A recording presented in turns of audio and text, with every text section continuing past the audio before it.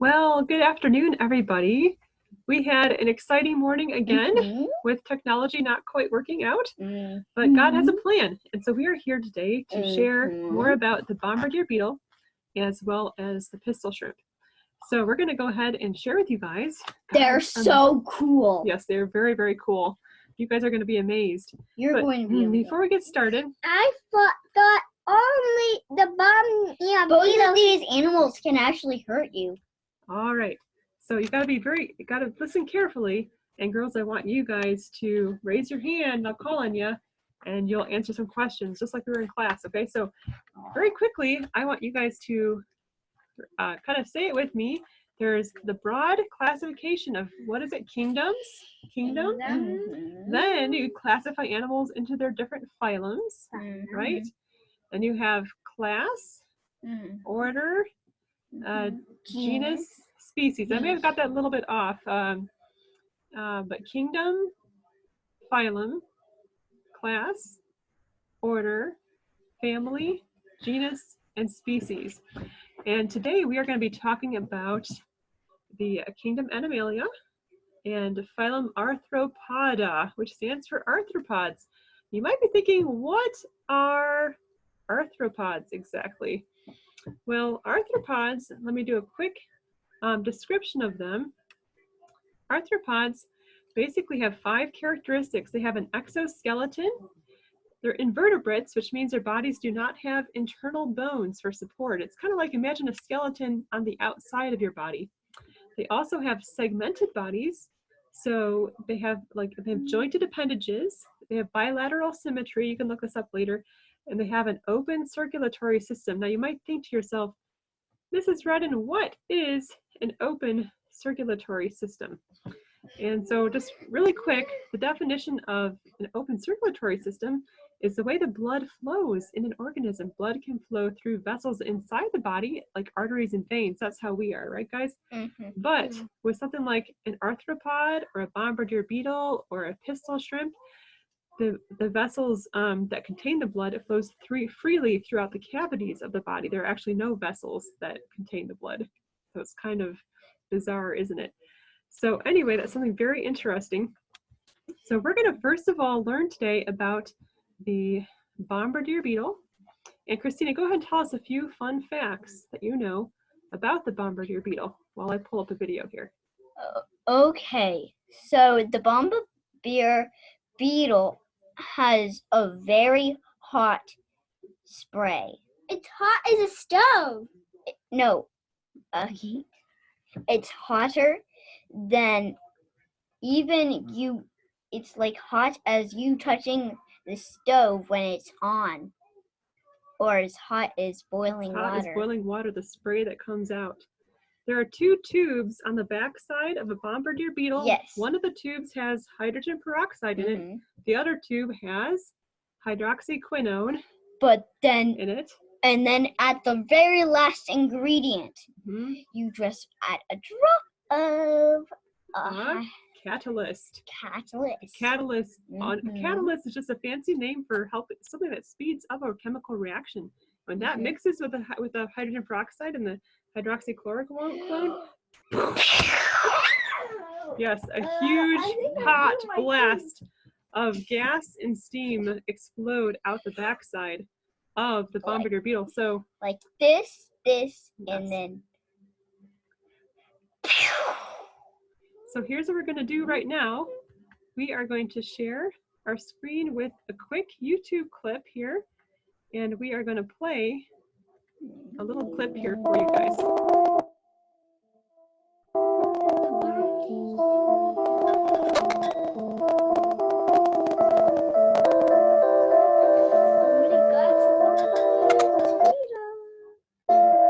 There he goes. Now this beetle, they're trying to get it kind of irritated so they can watch him give a blast. There it goes. See that? 212 degrees Fahrenheit, folks. Now here's a little toad. We're going to see something kind of cool happen with this toad. Did you guys see that? The toad just ate him up lickety-split. Yes, but this is going to be What should we name this toad? Matilda the toad? Ew! Yeah. beetle, they're both unharmed, which is awesome. But that beetle has a good protective mechanism there, doesn't he? Wow.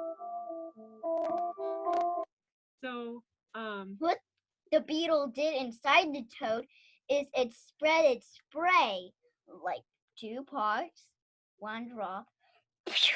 yes. Now, this defense mechanism of the beetle could not have just happened over millions of years of evolution, because that whole philosophy, belief system, means you have to have small series of steps that have added value to the beetle for it to survive. And I mean, why would the beetle just develop 1 tube of hydrogen peroxide, and then over millions of more years develop another tube of hydroxyquinone, right? So that would be, that's pointless. Anything that evolves into something better, it has to at least have an advantage for the bug.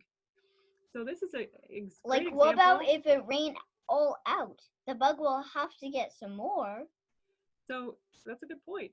So basically, you need to understand this is an example of something called irreducible complexity. Can you girls say irreducible complexity? Irreducible. I know, it's kind of tricky to say, but it's a great example of something that had to be functioning the way it does for it to survive the way it does all at once. It can't just have evolved. And that is so cool because it shows what? It shows our incredible designer and our creator. There's a few more things we want to share with you about the Bombardier beetle. So Christina and Kate, I want you guys to pay attention here. And we're going to share a few things. And I'm going to ask you girls some questions about the Bombardier beetle. First of all, I'm going to show a little picture here. The Bombardier beetle. Of the beetle. You can see that up close. And here's the picture of the next one We'll do that one in a minute. Oh. Okay, you got to be respectful here. Okay. So here we go. A snapshot of the beetle. Do beetles like to live in dry climates or no? Okay. Kate, how about you tell us, what kind of climate does a beetle like to live in? Where does it like to live? Watery, wet soil. Yeah, nice like wet woodlands. soil. I love Woodlands? woodlands. Yeah, very They're good. my favorite. They just yes. feel so free and So fun. after the egg hatches, it enters a larval stage, molting as it grows. Next, it metamorphoses into the pupa, looking much like the adult. After the pupa stage, the adult beetle sheds its skin and crawls away. Most beetles live how many weeks, Christina? How many do 3 weeks. A few weeks, several weeks. Very good. Kate, what do beetles like to eat? What do Bombardier beetles like to eat? But insects. Insects, yes, they're carnivorous. They like to eat insects. That's right. Like hey, flies. Flies. All right, divine design. Beetles are amazing in their divine design. Okay, we are going to do a little bit of a transition here in just a minute to talk about the pistol shrimp. But before we do that, let me just encourage you guys to keep in mind the size of a Bombardier beetle. It's about, it can be up to 3 centimeters. It's pretty small, between like 0.5 centimeter to 3 centimeters, I believe. So keep this in mind, especially when we're going to transition to talking about the pistol shrimp today, which is, I believe, the size of a grain of rice. Okay, and we're going to talk about something the pistol shrimp can do that is similar a little bit to what the Bombardier beetle does, only it's 37 times more hot in what it produces as far as a physical effect. So we're going to talk about that. Like Before we do that, though, girls, tell the kids a little bit about pistol shrimp while I pull up the next video. Well, pistol shrimp. Let's let Christina go first. Well, pistol shrimp always have a type of fish. They take the fish.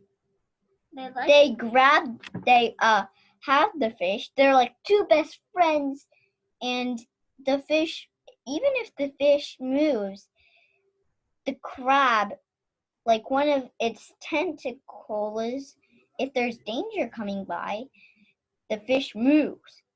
So because it cannot see that well. They cannot see that well, so they have to get the fish, and if the fish moves, that means they have to go all the way back to their little house. Sometimes they live in sponges, sometimes they live in groups. Yeah. Okay, we're gonna, before we move on to that though, there's one more little video I have to show you. It's so exciting. It's a video about a praying mantis that encounters a bombardier beetle. So we're gonna watch that real quick. It'll be super fun. So pay attention to this very cool looking praying mantis and notice how big it is compared to the beetle. They can even kill small birds. A bombardier beetle should be easy. Oh, poor But not thing. this one. Here it goes. That bombardier A beetle. fraction of a second after the mantis strikes, the Look at beetle that. squirts hot See? gas and caustic chemicals The in hot its gas face. just got that praying mantis right in the face and The made him chemicals think are produced twice. by a reaction in its abdomen, which generates enough heat to bring the liquid close to the boiling point.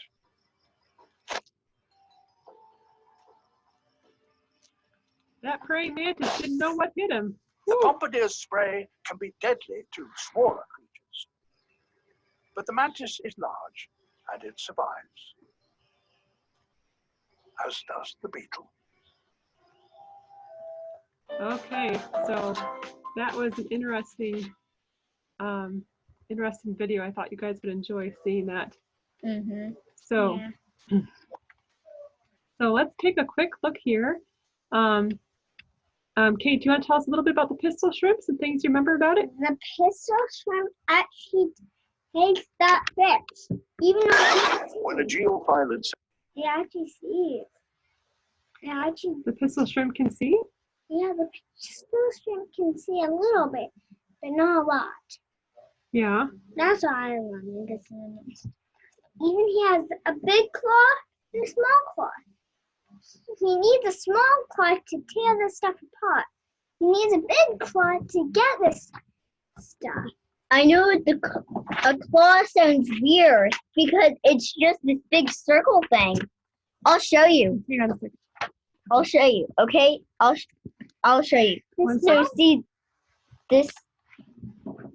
This over here is A snapper claw? yeah, and this over here is It's a pincer. yes. Pincer claw. I know this would sound like a pincer right here, and this would sound like a claw. But this is the claw, and this is the pincer. Let go for a second. Now both of these can basically snap things, you know, or whatever. That small one, the pincer up here, this is what they use to dig into bugs and things to eat them, okay? Like rocks. Yeah. And just This one here, yes, this one is so cool. this is a snapper claw, and Like, it's huge. just like- Notice this snapper claw is about half the size of the beetle, of the shrimp itself. Snap, bubble, Now wait pop, a second. Wait a second. boom. Okay, it's very exciting, yes.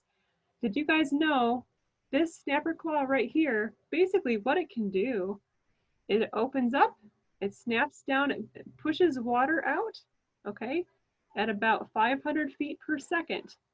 And that water heats up to about, well, actually what happens is it produces a bubble. The bubble decompresses. As it decompresses, the decompression is so huge, it creates a sound that is louder than a shotgun. It's about 210 decibels. Not only that, but it produces heat of 8,000 degrees Fahrenheit, which is as hot as the surface of the sun. That's right, which is 37 times hotter than what the Bombardier can produce at 212 degrees Fahrenheit. So this is called a snapper. I'll read a little bit more of that in a minute. Before we talk more about this, I want to share an amazing video of a pistol shrimp. Keep in mind, There's so much to share. so much here. Keep in mind, the pistol shrimp is the size of a grain of rice, from what I understand. So we're gonna go ahead and share a little bit about. Far the from pistol being shrimp. quiet, the ocean is filled with a cacophony of animal noise that can even disrupt the sonic transmissions of submarines. Most of the din is made by a surprisingly insignificant creature, the pistol shrimp. By snapping its claws, it can not only make communication sounds, but something far deadlier. These shrimps are its prey. It deals a knockout blow from a distance by using its claw as a sonic weapon. First, its claw is cocked like a pistol, then fired. The effect is literally stunning. As the claw snaps shut, it fires a blast of bubbles. Incredibly, as the bubbles collapse, they momentarily reach the temperature of the sun.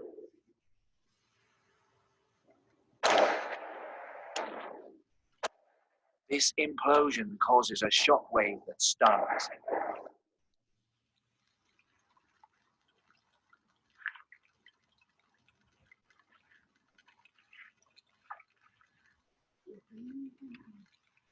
So isn't that just so fascinating? Yeah. Okay, girls, I'm going to share a little bit here. Sometimes people need to communicate with other ships that can lead them the way, but this pistol shrimp makes a noise, so it makes it confusing to the people who are in the boat who send the message. Yes. That's so bad and horrible.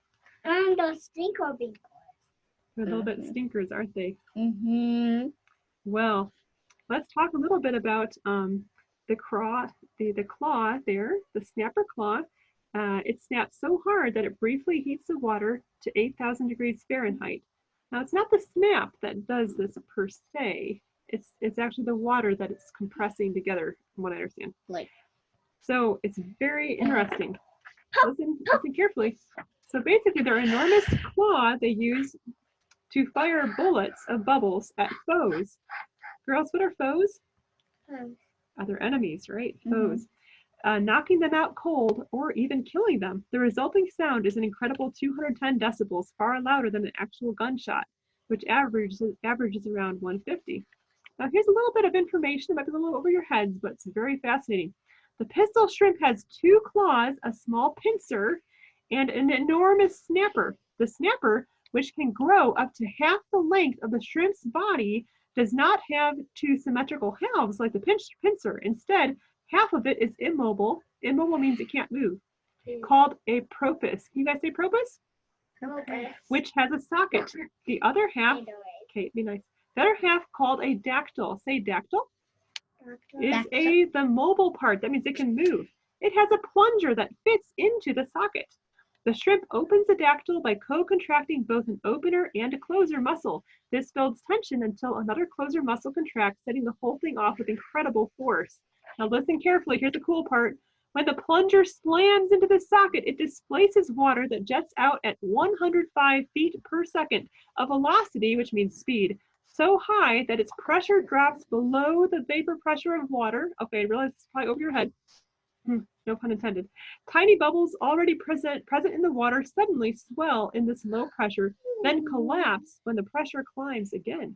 You essentially create this cavitation bubble. So this is so cool. And when That's the bubble even collapses, further than I can blow. Yeah, when the bubble collapses, it generates that snap sound as opposed to the impact of the claws themselves making the noise. So girls, how high temperature can this collapse of the bubble generate? 8,000 degrees Fahrenheit, nearly like the surface of the sun's heat. The resulting shockwave bombards the shrimp's prey, which, if it's lucky, will die instantly because it's then dragged into the pistol shrimp's burrow and consumed. Also, very interesting, the pistol shrimp can actually dig into, not sure I'm pronouncing this right, basalt rock with their snapper claws. Not with the snappers, but with the population of the water bubbles compressing and the force of that, they can actually like dig into rock. Wow, I cannot. They cool. They die because they get dragged back in. Now, Christina mentioned sonar equipment. They get disrupted from the sound of these pesky little shrimp. By the way, these particular shrimp are the only ones in aquatic life that actually colonize and they can live by themselves or with a mate, whatever they can also have like colonies, and have a queen bee, have little. They can do snapper dances or whatever. They can snap their snappers in rhythm to send messages about predators coming. It's really pretty cool. You can learn more about that if you want to. But this is exceptionally cool. Say that a pistol shrimp loses its big snapper somehow. Guess what can happen? When the next time the molting happens for the exoskeleton, guess what? A new pincer will grow back. No, actually the pincer grows back first. It sheds its exoskeleton and molting, and then it'll grow back a new snapper. Isn't that cool? Yeah, it'll grow back a new snapper, but first it looks like the other one. It's kind of confusing, but you can look into it. It's so cool. So this amazing, very complex designed snapper claw can basically grow back. At first it'll be a pincer, and then once the shedding happens, it'll grow back as a snapper. Sometimes there's a glitch and another snapper will grow back and still have two snappers, which isn't good because they need their pincer to actually claw material to eat it and that sort of thing. But anyway, it's very fascinating. These complicated structures just grow back. That's amazing. But God created some amazing things here. The symbiotic relationships, that means how do animals live together to help each other out? There's some very interesting ones. The goby fish, we mentioned this earlier, the goby fish and the pistol shrimp can become friends. And basically the shrimp isn't very good with his eyesight, as I'm gathering. He has a long tentacle though, and pretend Christina is a goby fish, okay? And I'm a shrimp, pistol shrimp. I put my long tentacle on Christina's fin, and I start digging with my pincer and my snapper and in my rock tunnel or whatever, and in the sand, and I build a house for both of us to live in. Well, if Christina senses prey, hey Kate, you be the monster. Then, oh, guess what? My antenna felt Christina, the goby fish, move. And we both know we better run for cover. So they work together like that to protect each other, help each other out. The pistol shrimp provides a home for the goby fish. The goby fish provides protection, kind of like being the brutes on the block, keeping them fish. So that's something else interesting. I think I've covered basically the basics, but let's go see if we have any more videos to share. Christina, do you want to share any more with us while I look and see what else we might have to share today? Anything else you want to share, girls? About the Bombardier beetle, also known as the arsenal insect, kind of like the gunslinger. Well, I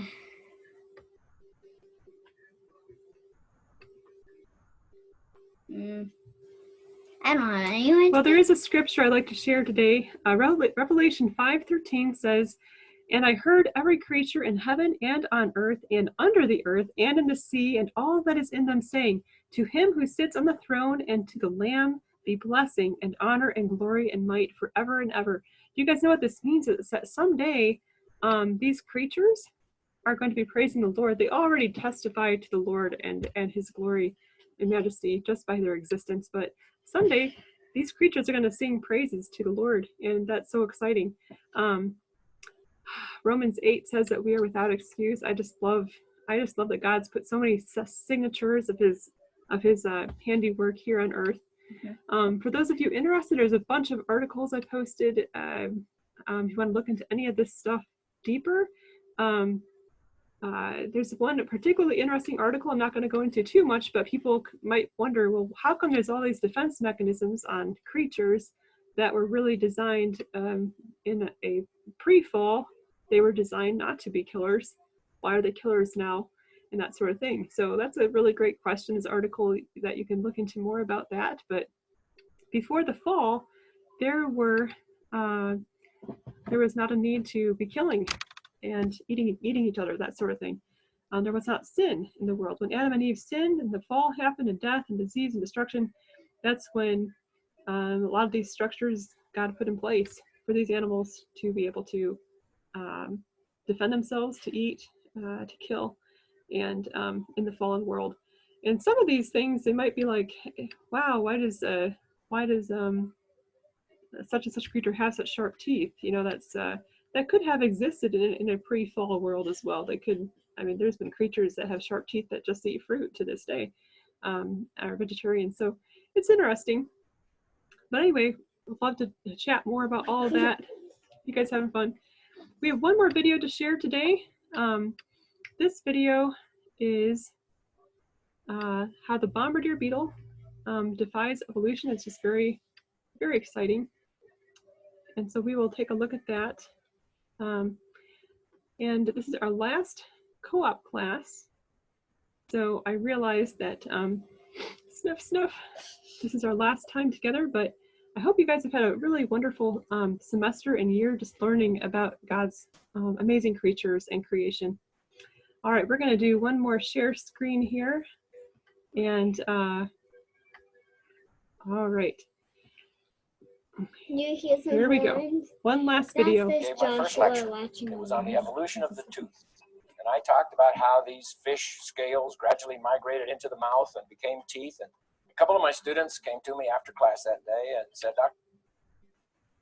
Martin, have you ever investigated the claims of creation science? Well, that was 1971. I'd never even heard of it. And so I'm thinking to myself, where are these guys coming from? I've never heard of this. And so I said, sure, I'll look into this with you. And I'm thinking kind of as a cocky young professor, I'll blow these guys away. Well, they asked me to start studying the assumptions that the evolutionists make. And in all my years, 8 years of scientific education, I had never had a single professor tell me about an assumption. And so we started looking at the assumptions. And I began to realize they're making some claims here that really the assumptions aren't valid. And then they asked me to start studying some animals and see if I thought that animal could evolve. Well, the first thing that we really studied together was this little bug called a Bombardier beetle. And this little insect, it's about a ½ inch long, and it mixes chemicals that explode. So I began to think, okay, now how would that evolve? Let's say if evolution is true, and you're evolving along here, and you don't have a defense mechanism, because that is the defense mechanism of the bug. So if evolution is true, it had to somehow evolve that. So let's say it's coming along here. Well, the first time it evolves the explosion, what does it do to the bug? Boom, you just splattered your bug, okay? So splattered bug pieces don't evolve. So I thought, how could this have happened? Well, it doesn't blow itself up. It has another little factory inside itself that manufactures chemicals. A chemical acts as a catalyst so that when you squirt that chemical in with these other chemicals that are like in neutral, you get your explosion. Well, the first time it manufactured that little chemical, here it goes again, blew itself up again. But it doesn't. Why? Well, because it has like an asbestos-lined firing chamber. And even then it would blow itself up if it didn't have somewhere for the explosion to go. So it has like twin tail tubes. And it can aim these tail tubes all the way up, out the side, out the front. Let's say a spider is coming up toward its side and it doesn't have time to turn around and shoot. It can just take its little gun turret, aim it out there and shoot. The explosion on this little bug, all you hear, if you're listening as a human, you hear this pop. But scientists have now put that explosion in slow motion. And it's like about 1,000 sequential little explosions, but they're so fast, all we hear is one pop. And so you think, well, why would that be?